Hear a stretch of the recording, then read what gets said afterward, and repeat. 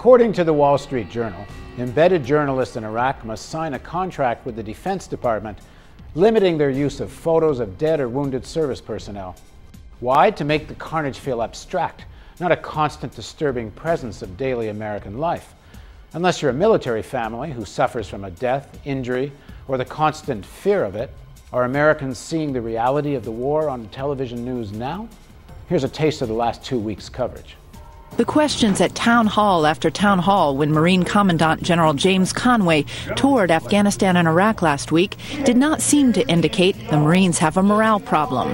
No one asked, "Sir, when are we going home?" There is some uplifting news to report tonight out of Iraq. We've been following the story of a little girl named Amina, discovered by U.S. Marines in Haditha and brought to this country for life-saving surgery on her heart. The battle to regain control was a hard and bloody slog.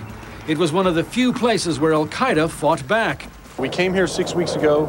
We took the ground from al-Qaeda, and now the children are back in school, the businesses are open.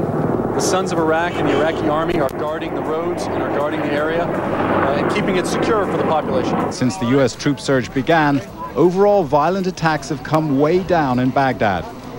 Entire neighborhoods have been walled off to stop car bombs, which have dropped to 23 last month, compared to 77 in February 2007. Local citizens are increasingly coming forward to warn Americans about roadside bombs. Since February, it's estimated that 313 American soldiers have been killed or wounded, and 1,870 Iraqis have also been killed or injured in the fighting. Is there any doubt that if Americans were forced to live with stark images of dead and smashed American bodies, not to mention Iraqis, including women and children, murdered and torn apart, not only by fanatical militias, but by American soldiers' own hands, that they would demand an urgent resolution of the conflict in the interests of Iraqi civilians and American soldiers? Well, that's what a group of American vets believe, and they're doing something about it.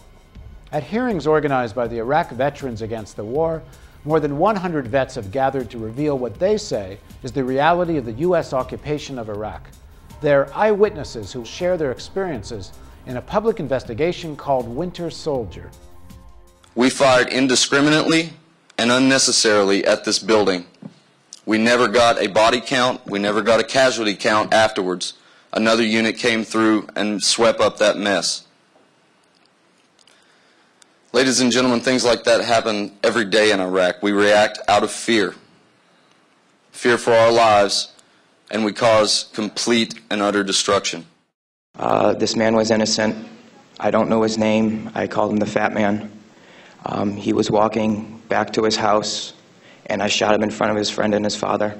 We were all congratulated after we had our first kills, and that happened to have been mine.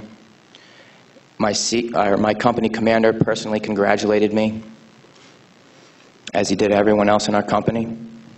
This is the same individual who had stated that whoever gets their first kill by stabbing them to death will get a 4-day pass when we return from Iraq. So this is video of my executive officer. I think I just killed half the population of northern Vermont. Fuck the red tape. It doesn't fucking matter.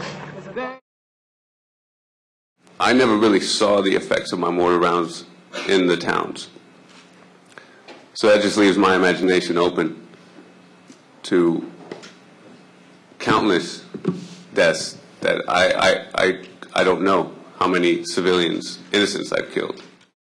After one of the guys in weapons company had gotten shot, this is a way that we would take out our aggression. For those of you who don't know, it is illegal